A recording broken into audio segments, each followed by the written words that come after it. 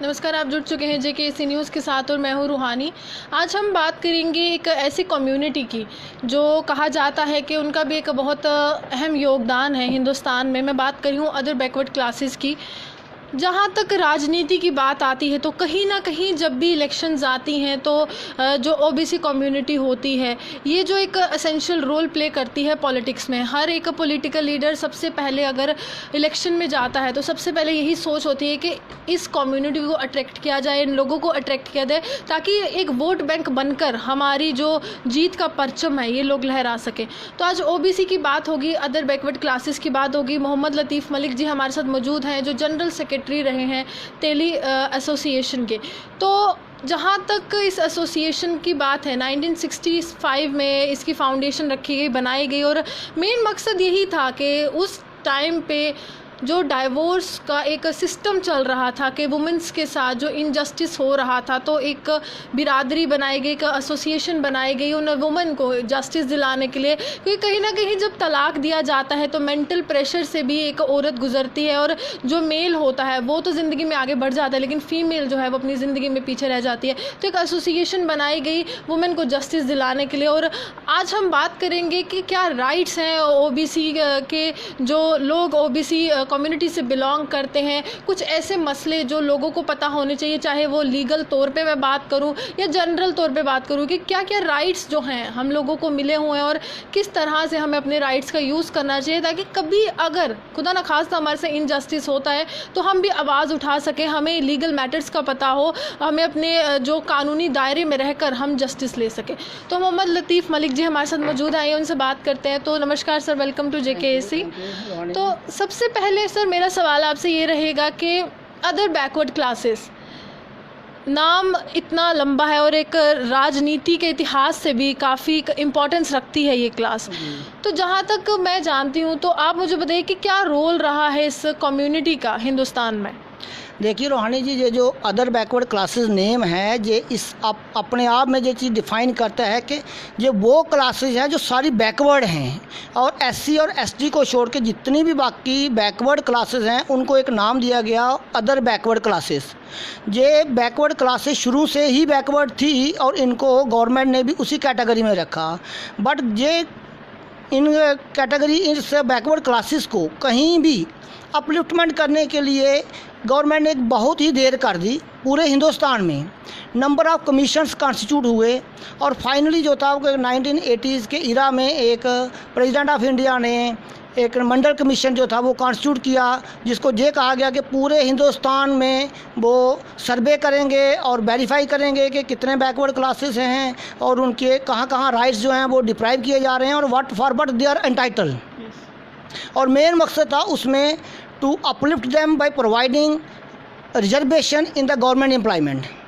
उसको जब मंडल कमीशन की रिपोर्ट जो आ गई, उन्होंने पूरी कंट्री का सर्वे करने के बाद गवर्नमेंट को रिपोर्ट सबमिट की और उन्होंने पॉपुलेशन के बेसिस पर पॉपुलेशन को उसका एक बेसिस बनाते हुए कहा कि these OBC are entitled to 27% reservation और 27% रिजर्वेशन की उन्होंने उसमें सिफारिश की।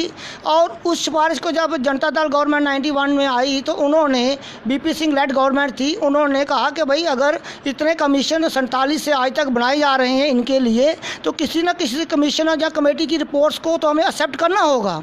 तो उन्होंने उस चीज़ को मद्देनज़र रखते हुए तो 1991 में वो मंडल कमीशन की जो सिफारिशें थी उसको इन टोटो इम्प्लीमेंट करने की डायरेक्शन दी। बट उसके बावजूद भी ये बात वहाँ ख़त्म नहीं हुई। उस जो प्रेसिडेंट गवर्नमेंट ऑफ इंडिया का जो ऑर्डर था, कैबिनेट ऑर्डर डिसीजन था जो जिससे वो उन्होंने कहा कि 27% रिजर्वेशन वाकई ही मंडल कमीशन की रिपोर्ट में इनको दे दी जाए, वो सुप्रीम कोर्ट में सब्जेक्ट मैटर ऑफ चैलेंज हो गई इंदिरा सानी केस में। क्योंकि उस इशू को जो 47 से लेकर 91 तक वर्निंग इशू था और जब वो 91 में एक ऑर्डर चैलेंज हुआ एंड सब्सिक्वेंटली एक और गवर्नमेंट ने जब ऑर्डर निकाला विद सम मॉडिफिकेशंस वो भी चैलेंज हो गया और दोनों जो थे वो एक मंडल कमीशन रिट पिटीशन में कॉन्स्टिट्यूशन बेंच अब सुप्रीम कोर्ट के पास चले गए।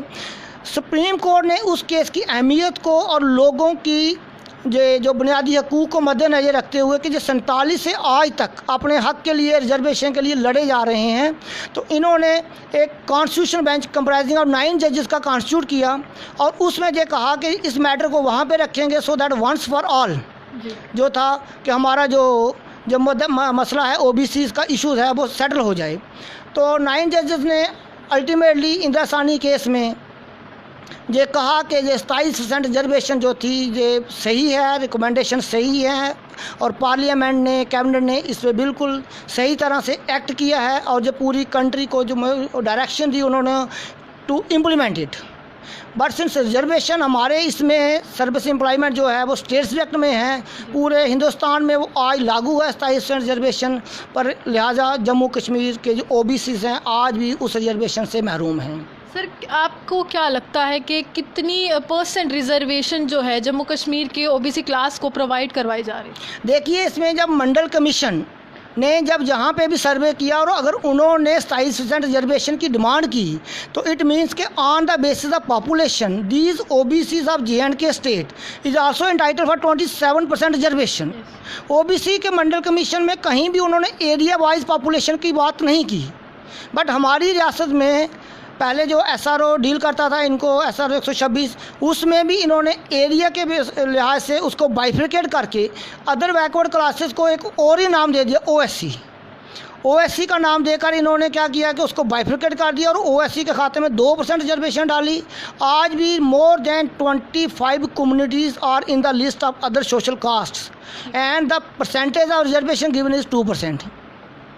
इट इज़ नॉट पॉसिबल कि 25 कम्युनिटी जो हैं 2% रिजर्वेशन से उनका अपलिफ्टमेंट हो पाएगा।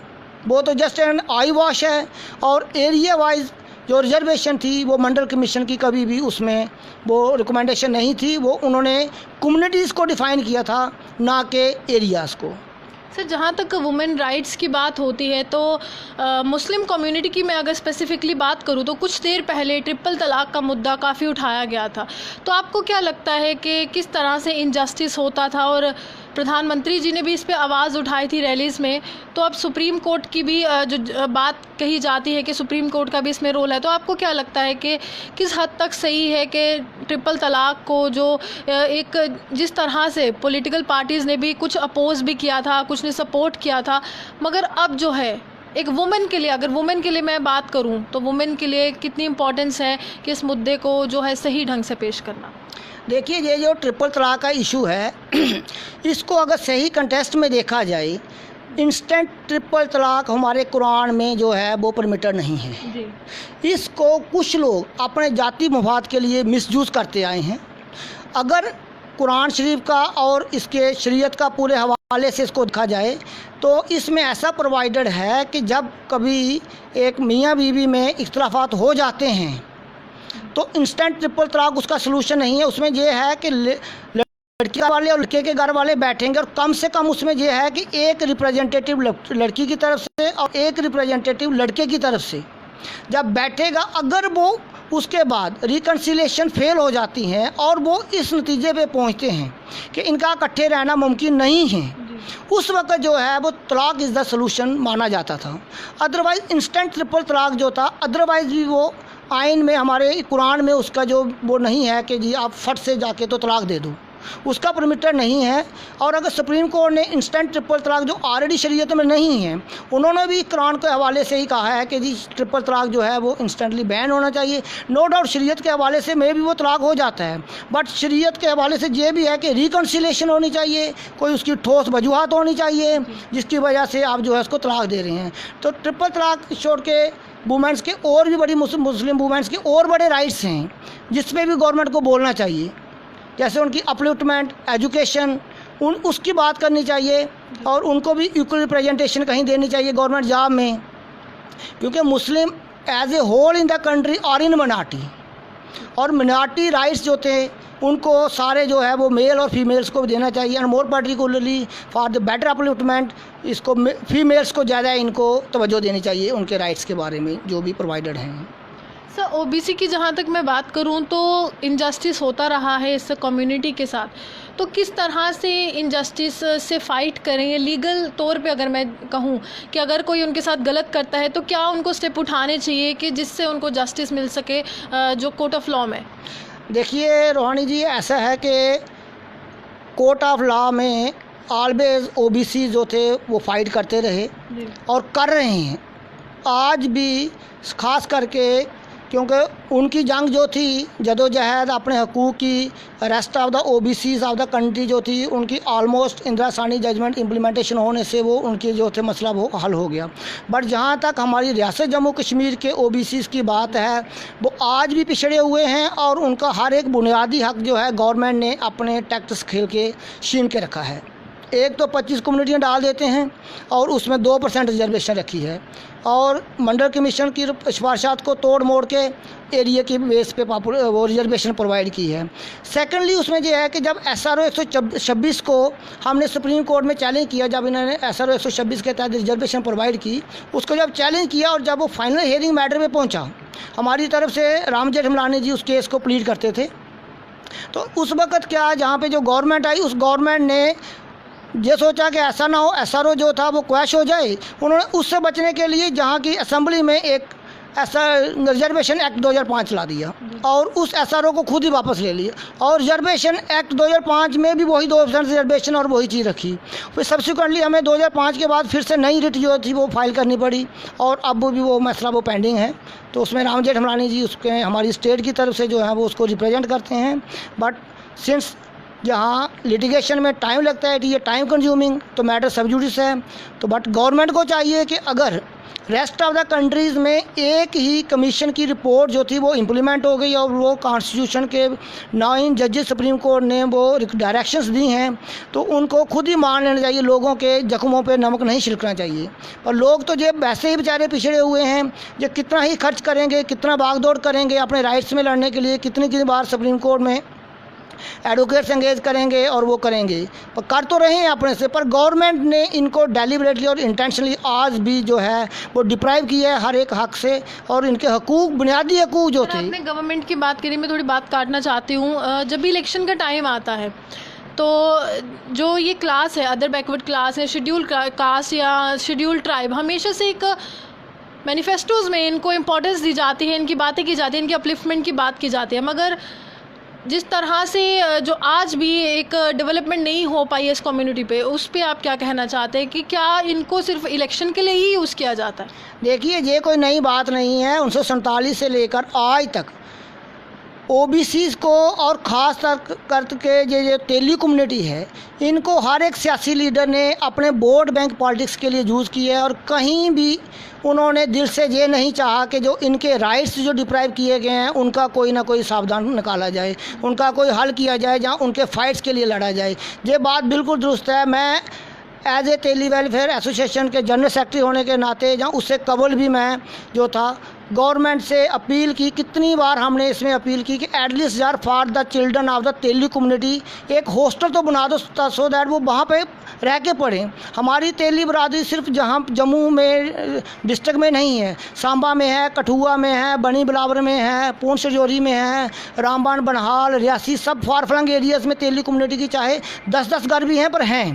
पर उनके बच्चों को जब हायर एजुकेशन के लिए यूनिवर्सिटीज़ में आना पड़ता है तो वो कहीं ना कहीं किराए पे रहते हैं, फिर सुबह रोटी बनाना, शाम को रोटी बनाना, उसी चीज़ का कोई संविधान निकल जाए। हमने गवर्नमेंट से कई बार अपील की कि on the pattern of Gujjar and Bakarwal hostels एक तेली हॉस्टल बना दिया जाए। बट गवर्नमेंट की कहीं ना कहीं उसमें कोई इंटेंशन नहीं लगती है कि जी इनकी जो बेसिक जो अपलिफ्टमेंट के लिए कुछ ना कुछ किया जाए।